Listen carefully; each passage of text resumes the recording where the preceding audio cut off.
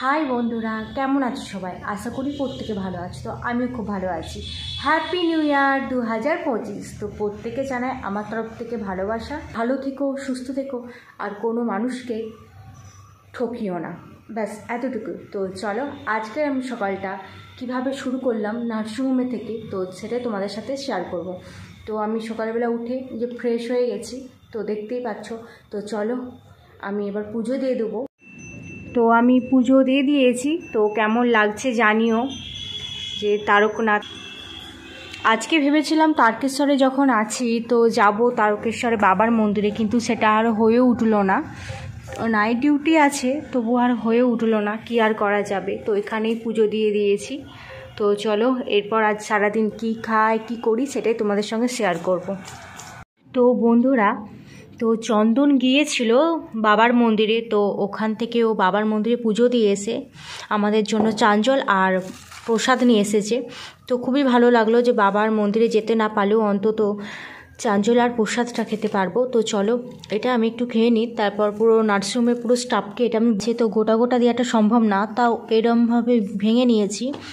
তো এরপর চলো দিয়ে আসি সকলকে। চলে এসছি। তো যে মাসি আজকে কি রান্না হয়েছে?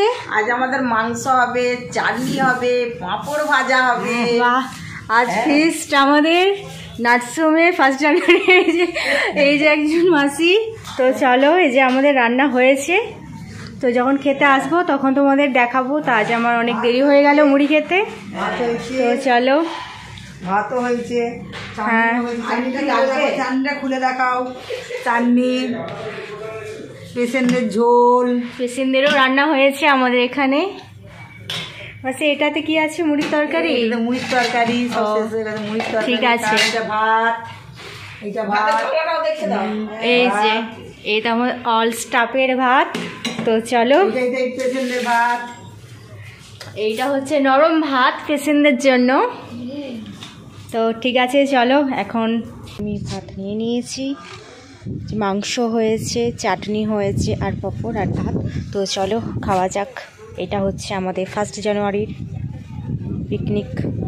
তো আমি খেয়ে চলে এসেছি। সবটা তো আর ভিডিও করতে পারলাম না। তো এইভাবেই আজকে আমার হাফ বেলাটা চলে গেল। এরপর আছে নাইট ডিউটি। তো আমি একটু ঘুমিয়ে যাব। জানি না ওয়ার্ডে কীরকম পেশেন্ট আছে, মনে হয়তো খুব পেশেন্ট আছে, ফুল পেশেন্ট।